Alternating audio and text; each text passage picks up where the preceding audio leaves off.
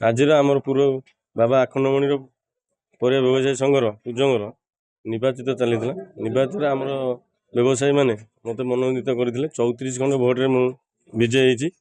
ମୁଁ ପ୍ରେସିଡେଣ୍ଟ ପ୍ରେସିଡେଣ୍ଟରେ ମୋ ସାଙ୍ଗରେ ସେକ୍ରେଟାରୀ ଅଛନ୍ତି, ସେକେଣ୍ଡରେ କ୍ୟାସିୟର ଅଛନ୍ତି, ଆଉ 10 ଜଣିଆ କମିଟି ମଧ୍ୟ ଆମର ଜିତିଛନ୍ତି।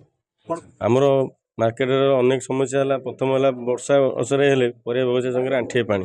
ଆମର ବ୍ୟବସାୟୀ ସଂଘର ଏତିକି ଗୁହାରି ମନ୍ତ୍ରୀଙ୍କ କତିରେ ଯେ ଆମର ବ୍ୟବସାୟୀ ସଂଘକୁ ପରିବା ବ୍ୟବସାୟୀ ସଂଘକୁ କେଉଁଠି ସ୍ଥାୟୀ କରନ୍ତୁ, ଆଉ ବ୍ୟବସାୟୀର ଯାହା ଇଏ ଅଛି ପାଣି ଡ୍ରେନେଜର ହେଉ କିମ୍ବା ପରିବା ବ୍ୟବସାୟୀମାନେ ଯେଉଁ ଲାଇଟ୍ର ହେଉ ତାର ଟିକେ ପୁନରାବୃତ୍ତି କରନ୍ତୁ। ପାଳନ ତ ନିଶ୍ଚିନ୍ତ କରିବୁ, ଯେହେତୁ ମୁଁ ପ୍ରତିଶ୍ରୁତି ଦେଇଛି, ଲୋକମାନଙ୍କର ଆଶାର ଭରସାରେ ଆଇଛି, ନିଶ୍ଚିନ୍ତ ପ୍ରତିଶ୍ରୁତି ଆଗାମୀ ଦିନରେ ତାକୁ ମନ୍ତ୍ରୀଙ୍କ ପାଖକୁ ହେଉ, ଆମ ବିଡ଼ିଓଙ୍କ ପାଖକୁ ହେଉ କି ତହସିଲଦାରଙ୍କ ପାଖକୁ ଏସବୁ ସମସ୍ୟା ନେଇକି ଯିବି। ମୋତେ ମୋ ବ୍ୟବସାୟୀମାନେ ସେକ୍ରେଟାରୀ ପଦରେ ଜିତେଇଥିବାରୁ ତାଙ୍କର ଯାହା ଅସୁବିଧା ଅଛି ଆଗାମୀ ଦିନରେ ମୁଁ ପୂରଣ କରିବି ବୋଲି ସଂକଳ୍ପବଦ୍ଧ ହୋଇଛି। ମୁଁ ନ ପାରିଲେ ମୋର ମନ୍ତ୍ରୀ ଅଛନ୍ତି, ମନ୍ତ୍ରୀଙ୍କୁ ତାଙ୍କୁ ଧରିକି ମୋର ବେପାରୀମାନଙ୍କର ଯେଉଁ ଅସୁବିଧାଟା ଅଛି, ଘର ନାହିଁ କି ଭଲ ମନ୍ଦ ନାହିଁ, ତାକୁ ସବୁ ପୂରଣ କରିବି ବୋଲି ସଂକଳ୍ପବଦ୍ଧ କରିଛି।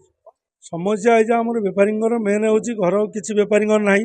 ମନ୍ତ୍ରୀଙ୍କୁ କହିକି ଆମେ ପିଣ୍ଡିଟା ଆଗେ ତିଆରି କରିବୁ, ତାପରେ ସେଟା ହେଇସାରିଲା ପରେ ଆମର ଯେଉଁଟା ନାହାନ୍ତି ଅଳିଆ ଫଳିଆ ଭଲ ମନ୍ଦ ପାଇଁ ସେଟା ବି ମନ୍ତ୍ରୀଙ୍କ ସାଙ୍ଗେ ଆଲୋଚନା ସେଟା ବି ଉଠାଉଠି ହେବ। ଏଇଟା ସବୁ ବ୍ୟବସାୟୀମାନଙ୍କର ସୁରକ୍ଷିତ ପାଇଁ କାମ କରି ଚାଲିବୁ। ଆମର ବର୍ଷା ଦିନ ପାଇଁ ଡ୍ରେନେଜ୍ ନାହିଁ, ଡ୍ରେନେଜ୍ଟା ତିଆରି କରାଯିବ ବୋଲି ଏଇଟା ମନ୍ତ୍ରୀଙ୍କ କତିରେ ସୁପାରିଶ କରିବୁ ଯାଇକି ବେପାରୀମାନଙ୍କ ପାଇଁ। ଆମର ବହୁତ ଦିନ ହେଲା ପ୍ରାୟ ଆମର ନିର୍ବାଚନ ହେଇନଥିଲା, ମିନିମମ୍ 20 ବର୍ଷରୁ ଉର୍ଦ୍ଧ୍ୱ ହେବ ନିର୍ବାଚନ ହେଇନଥିଲା।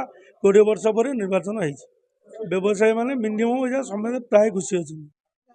ଆମର ମିନିମମ୍ 100 ବ୍ୟବସାୟୀ ଅଛନ୍ତି। ଆଉ ଚେଷ୍ଟା କରିବା ବେପାରୀମାନେ ଲଢ଼ି ଚାଲିବୁ, ନିଶ୍ଚିନ୍ତ ପୂରଣ କରିବାକୁ ଚେଷ୍ଟା କରିବୁ। ଆମର ଏପଟରେ ଆମର ହାମା କତରୁ ପାରାଦୀପ ଯାଏଁ ସବୁ ଯେତିକି ଅଛନ୍ତି ଗ୍ରାମ ପଞ୍ଚାୟତ ଭଲ ମନ୍ଦ ହେଣ୍ଡେନେ ଗାଁ ସମସ୍ତେ ନିର୍ଭର କରନ୍ତି କୁଜ ମାର୍କେଟ ଉପରେ।